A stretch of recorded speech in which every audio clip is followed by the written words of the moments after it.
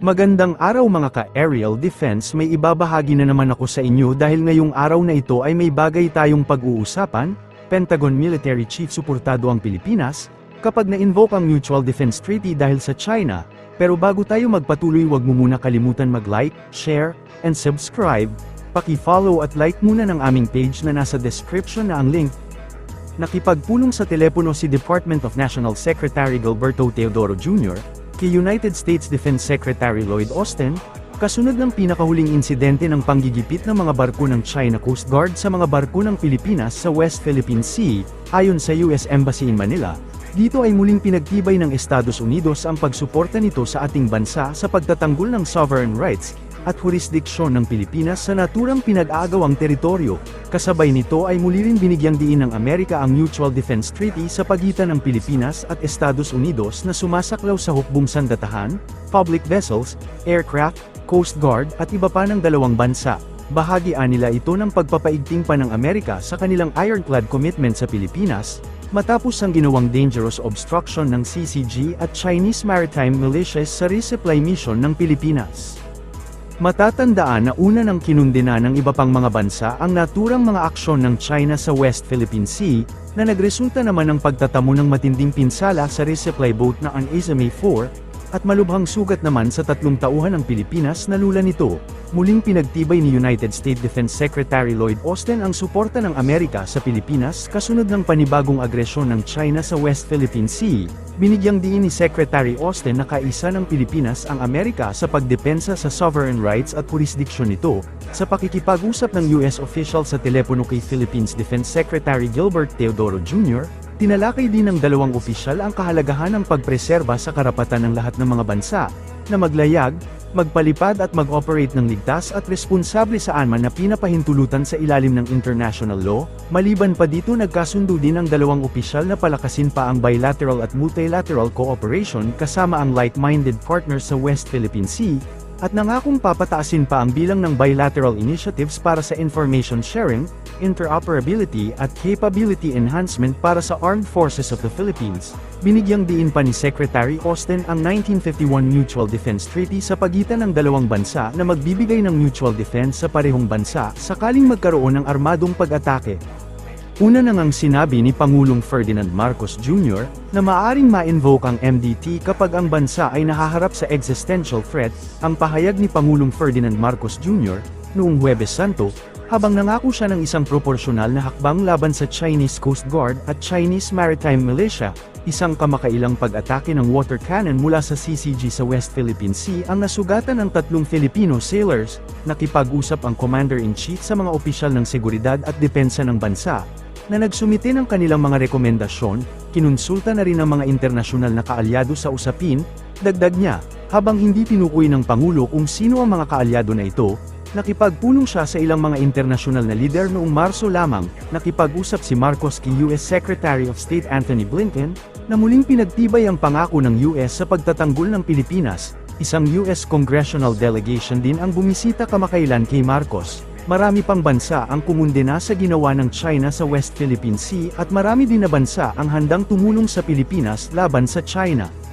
Umapila si Senate President Juan Miguel Zubiri sa mga miyembro ng Inter-Parliamentary Union o IPU, na tumindig kasama ng Pilipinas sa pagtataguyod ng rules-based order sa West Philippine Sea. Southeast Asian region have also gathered parliaments for frank and fruitful discussions on how to strengthen our place of shared past and common future as a zone of peace. However, in the West Philippine Sea, a number of geopolitical analysts have predicted that it could be a major flashpoint in the region. Let me emphasize that the Philippines has consistently adhered to the international rules-based order, ensuring freedom of navigation in the areas and practicing restraint in dealing with harassment and provocation from our neighbor in the north. It takes community of nations to preserve and nurture peace. Thus, we appeal to the international community to support our stand in promoting freedom of navigation and adherence to the international rule-based law of order in the West Philippine Sea. We have shown that dialogue across political ideological divides is possible. And to wrap up, our belief in the power of dialogue is why I urge us all to harness the parliamentary ties that binds us and strengthen the values we share in our common dream of all our people living in a world of peace. Thank you very much. Bahagi ito ng naging talumpati ni Zubiri sa 148th IPU Assembly sa Geneva, Switzerland. Iginiit ng Senate leader ang patuloy na pagsunod ng Pilipinas sa international rules-based order, freedom of navigation, at pagtitimpi sa kabila ng provocation at harassment na ginagawa ng kalapit na bansang China, na ipakita na aniyang posible ang pakikipagdialogo, sa kabila ng political at ideological na mga paniniwala, para mapanatili ang pandaigdigang kapayapaan. Naniniwala rin aniya si Zubiri na ang IPU ay maaaring maging facilitators of peace. Ang IPU ay isang global organization na binubuo ng 180 na mga bansa sa buong mundo. Maaaring gamitin na ng Pilipinas ang 1951 Mutual Defense Treaty o MDT kung ang isang mandaragat o isang miyembro ng militar nito ay nasawi, habang ang China ay patuloy na nagsasagawa ng mapanganib at agresibo na mga aksyon laban sa mga tropang Pilipino at mangingisda sa West Philippine Sea, ayon sa isang opisyal ng militar ng US, sa pagsasalita sa isang briefing ng US House Committee noong nakaraang linggo. Sinabi ni Indo-Pacific Command Chief Admiral John Aquilino, na ang China ay mas naging agresibo at lumakas ang loob sa West Philippine Sea. Matatandaan 7 tauhan na ng Philippine Navy ang nasugatan sa magkahiwalay na insidente ng water cannon ng mga barko ng China Coast Guard, laban sa mga resupply boat ng Pilipinas na patungo sa Ayungin Shoal ngayong buwan. Sinabi ni Aquilino na ang kamakailang pagiging agresibo ng China laban sa mga tropang Pilipino at sibilyan sa West Philippine Sea ay nakakabahala. Admiral Aquilino, China has been getting steadily more aggressive in their actions against our allies in the Philippines, threatening their sovereign territory, their economy, their sailors, and their ships. How should we respond? As it applies to the Philippines, you know, it's a really critical hotspot right now that could end up in a bad place. The continued belligerent and aggressive and dangerous activity by the PRC against our allies in the Philippines is concerning to me. The Chinese have no legal claim to the area that they have articulated as their sovereign territory, and the fact that they are now fire hosing and ramming Philippine ships attempting to support Philippine sailors on the Sierra Madre. So I'm concerned where it could go. I would hope that the international community condemnation of those actions is enough to get the Chinese to back off. But if it doesn't, it could go in bad places. The Philippines, if a sailor or soldier or one of their members were killed, could invoke Article 5 of the Mutual Defense Treaty, and that would put our policy decision makers in a place that would require really tough choices. It would be my requirement and responsibility to provide the Secretary with options if that were to happen. So there are procedures in place to avoid dangerous and unsafe accidents. We've been doing it for decades. Call regs is that current environment or procedural set of guidance. Additionally, with the PRC, we have, the United States has a code for unplanned encounters at sea that should also separate and avoid those things. The Philippines can use those.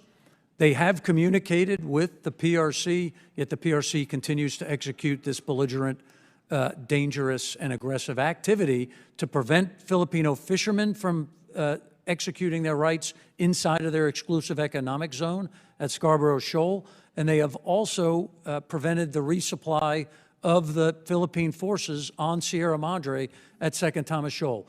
Those are not based in legality. The 2016 tribunal has ruled that the PRC has no legal claim to the area of Second Thomas Shoal. Yet they continue to drive a perception that, and they articulate that that is Chinese sovereign territory. It is not.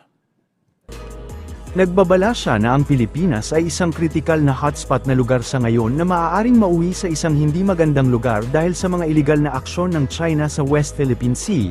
Aniya, ang Pilipinas, isang matagal ng kaalyado ng militar at kasunduan ng Estados Unidos, ay maaaring tumawag sa MDT kung ang anumang pag-atake laban sa mga Pilipino sa West Philippine Sea ay magbubunga ng may masasawi. Sinabi ni Aquilino na ang walang uliran na pagtatayo ng militar ng China at lumalagong mga agresyon nito ay patuloy pa rin upang lalong lumala ang tensyon sa rehiyon.